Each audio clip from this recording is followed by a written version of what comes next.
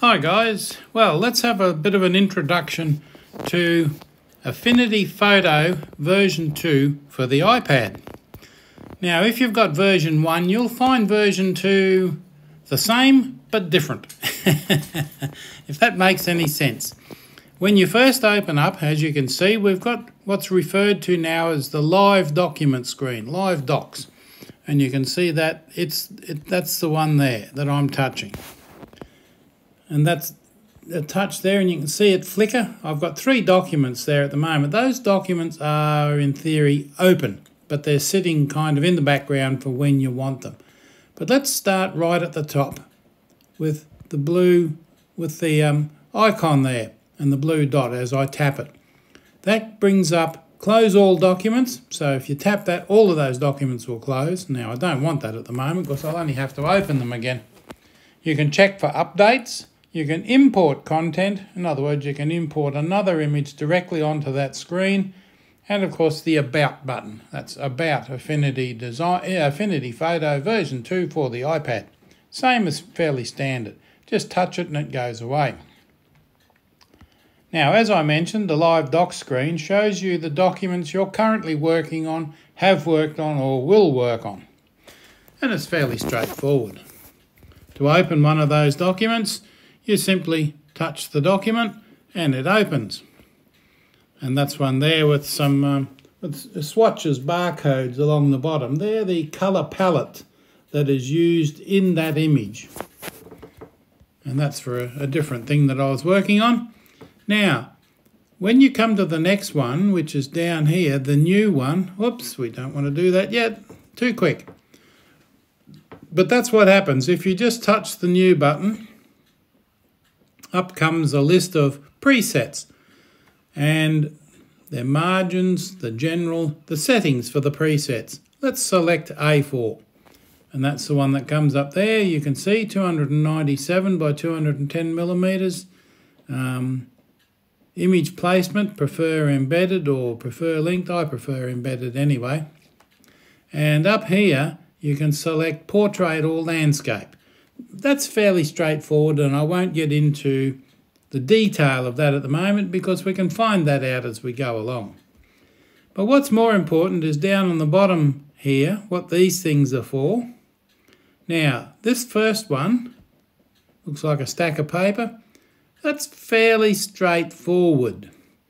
If you recognise that from your other apps, you can edit the list that's there. So you can add or delete presets as you like. But I don't want to do that, so I'll just tap that and away it goes. The one next to it looks a bit like a road sign, road caution sign, but actually seems to be a pencil and the letter A, which should be a bit of a clue. If we tap it, nothing happens. Let's select a document. A4 we had, and there it is. Preset name, A4. Let's close that. A4, up it comes. I'm going to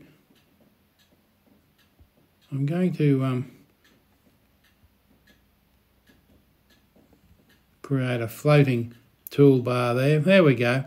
Now it's not getting in the way so much. You can see I can move that around. Preset name, well, we want to leave it like it is. I don't want to change the name of the A4, but you could create a preset and name it something else. Now, the next thing along here, this one. You can create a new category. Now, what's a new category? Well, there's print, there's press ready, there's photo, and you've got that little thing there so you can rename print to anything you like. Now why you'd want to do that I don't know, because that's fairly straightforward. However, if you create your own category with that one, a new category you can see there, then of course you might come along later and say, oh no, I've really messed that up, I want to rename that. That gives you the chance to rename it. The last one on the end here, that one, is again, it's a preset name. Enter a name for the preset. You can create a preset under the print or under any of those, in fact. and it will add it into that list. So you've got a great deal of control over what you're doing in there. And of course, any of these things here got margins. You can set the margins and you can make other settings. When you're ready there, you just press OK, as I just did rather quickly there, sorry, and up comes a new document. But we don't want that at the moment. Let's just leave that new document sit there for the moment. Now, when you come down here to new, oops, no, it's very touchy, but if you long press on that, in other words, hold your finger or your Apple Pencil, just hold it on new for a count of 1 or 2 or 3, whatever it takes, a long press. You can get new from clipboard, so if you've cut something from a clipboard in a previous project, you can now come here, back here, and create a new document from the clipboard. New from template, import a document, import from photos, a new panorama, you can make a panorama, a new stack, new focus merge, new HDR merge, new batch job, import from camera, and a new project. So you can import directly from your camera. Or the one that you'll possibly use most often, unless you're a specialist, is import from photos. There we go. Lots of photos here, but there's one. And it opens up Apple Photos, and you can import your images from Apple Photos. Now, how useful is that? Now, the next one in this list is Open. Obviously, that allows you to open an existing document. Now, we're using Affinity Photo. Let's have a look in Affinity Photo and see what we've got. Well, there's an image I was using for something else. The Retro Supplies Frightful 2022 competition for Halloween. And that one was day something or other and razor blade. Okay. Now let me open that up again and show you that in that you've got all your layers and things like there, but we won't get into showing you how to design documents, how to design images. At the moment, we're showing you what the interface looks like, and that's all you need. That was from Open, and I opened an existing document. Excuse me.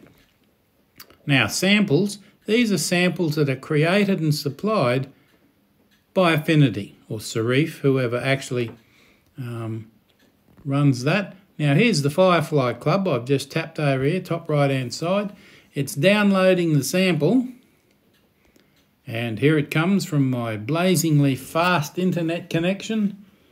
I'm sure a piece of wet string would give me a better signal, but there's no good complaining because it just falls on deaf ears, does it not? Now, I hope I haven't loaded a humongous sample here because this is just going to take forever and ever, and I'll just keep talking. But that's okay, because Affinity Photo version 2 for the iPad is brilliant. And here it comes. Now, isn't that a gorgeous image? The Firefly Club. That's a very nice piece of work, that. Let's have a look at the layers in that. As you can see, there's lots of layers. Let's turn off the Firefly Club. Oh, there's a little bit. Nope. There's a lot more to that than meets the eye. Now, while I'm here, I want to show you this little thing. It looks like a pin that you stick in a notice board. Now, when it's a white background, it's on. When it's clear, or a grey background like that, it's off.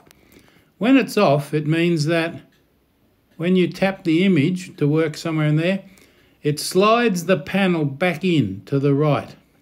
See, that's the layers panel. If I touch in here, it slides back into the right. But if that is on, and you want to know exactly where you are in that document, if that little pin is completely white and showing there like that, if you touch in there, no, makes no difference. The panel stays there. Now that's a fairly obscure option, fairly well hidden in the help file, but it's very useful. So, okay.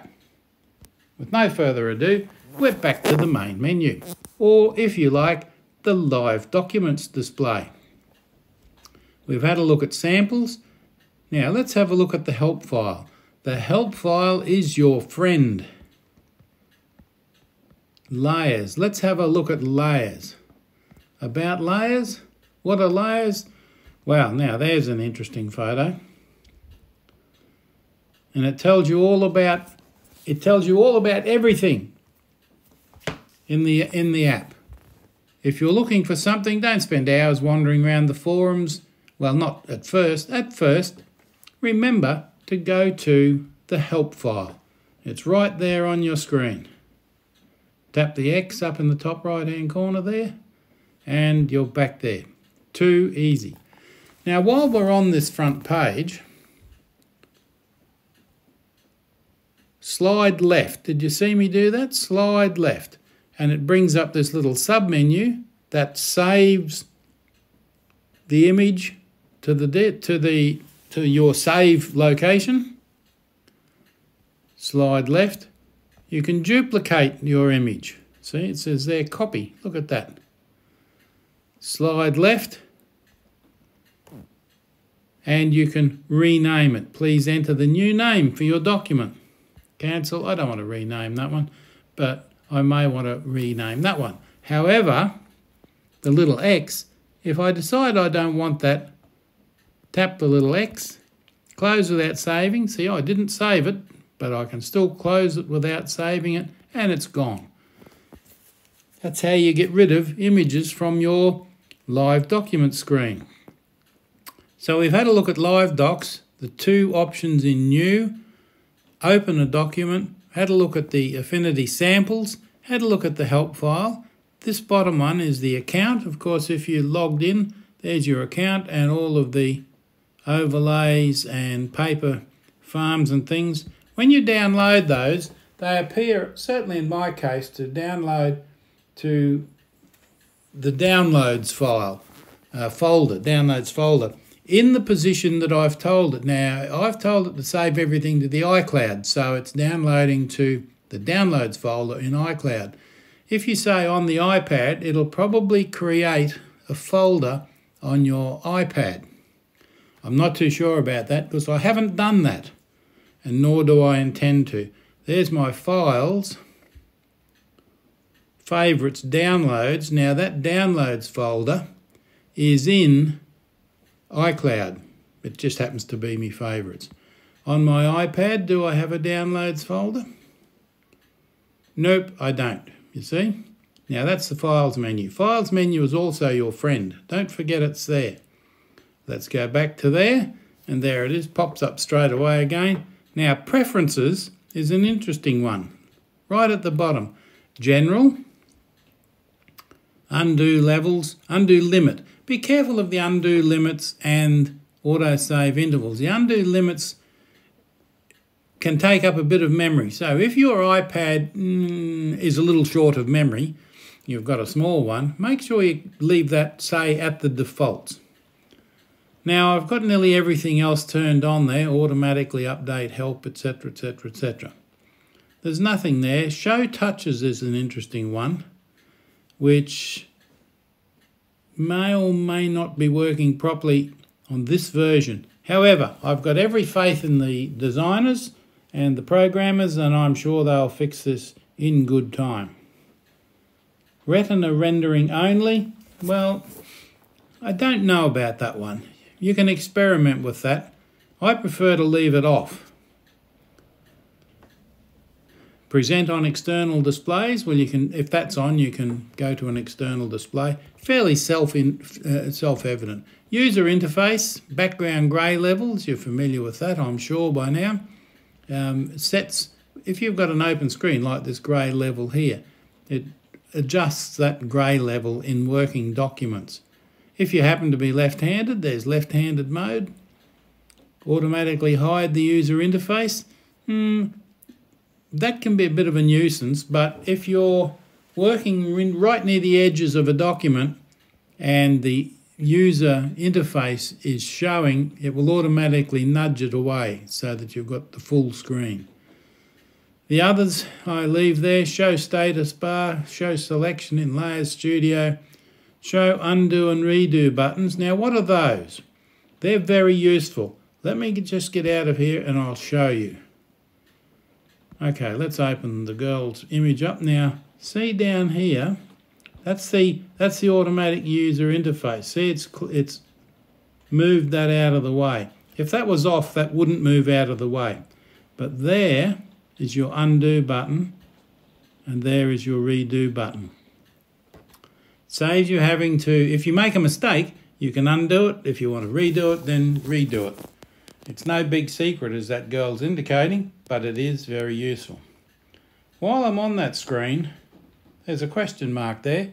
If you touch the question mark, it shows you what all the tools do. Unfortunately, you have to hold the question mark down because that doesn't stay there. But you can take a screenshot of that if you're very nimble-fingered and keep it there for reference. There we go, it's all gone again. Let's go back to the main screen because we're just about finished. Preferences. And the other preferences, there's fonts. You can install fonts. You can see that there. Now, at some stage I've gone and installed too many fonts on my iPad that I probably won't need. But if you want some fonts in the app, I prefer to install them on the system. Then they're available to all the apps. But if you've got something that's specific to this app only, then you touch the little cloud down here and you can go and find FONTS fonts. There's Dane Studio fonts, ancient typefaces. Oh, God. Okay, OTF and TTF, and you just touch those. I don't want them installed, but if you just touch those, it loads them into that list. Let's see if I've got room. I don't think I've got room on here, and it's got to download it, so no, I won't do that. Where's cancel? Cancel over there, and that's what the fonts do. Shortcuts, if you've got a keyboard, well, by all means, use the shortcuts. Linked services. Now, I'm linked to Dropbox. That's the only one available. They may do more. That means you don't have to use iCloud. You can be anywhere in the world and you'll be linked to your Dropbox account, so you can shuffle documents, save them. Anything you do on this document, you can work on Dropbox, so that anything you do to the file will automatically update to Dropbox. Very useful. iCloud, which I mostly use, is also good, but does have a couple of curious limitations, which I won't bother going into here. Okay, that's your preferences. Some of those you can experiment with, but don't experiment with a document you're working on. That's useful. Use a blank document or something that it doesn't matter if you make a mess of it. So let's close that one. Close without saving. That was a new file, remember. Now I don't want to keep that one. Now that's untitled, you can see. Let's close that one. Close without saving. Don't need to save that one because it's there in the samples file anyway. That one's untitled because that's a photo we just loaded, remember? But I'll close it anyway, close without saving. And there's a sublimation, a mug, an image for a sublimation on a mug. The Cars That Ate Paris, you remember that movie? And that's a TikTok 9 to 100, 9 to something. Let me see if I can. TikTok 9 by 16 aspect ratio. Now I'm just finding out the name of that because it's shortened. I was curious to know what I'd done. That fits exactly a TikTok screen. Now, yeah, TikTok's another story altogether. Anyway, that's Affinity Photo for the iPad version 2. And that's an introduction to the opening interface. I haven't gone into much detail about how you edit documents, how do you create documents, how you edit photos. We'll do that later. But for now, thank you for watching. If you've watched this far, you know all there is to know about opening and using Affinity Photo version 2 on the iPad. I might add, it works exactly the same on the desktop and on Windows, Mac and Windows. It's just that the commands and controls are obviously, and for obvious reasons, located in different places. If you get the universal license that's available, you have all 3 apps on all of your machines. There's no other license fees, and there's certainly no horrible subscription. So I hope you've enjoyed this. If you have, remember to share the document, to share the video with your friends. Share it widely. Put it on your Facebook page, put it on your Twitter page, but share it, do. And if you have a mind, you can subscribe, although I'm not making a big fuss about that. I hope you've enjoyed it. I'll see you in the next video. Thank you.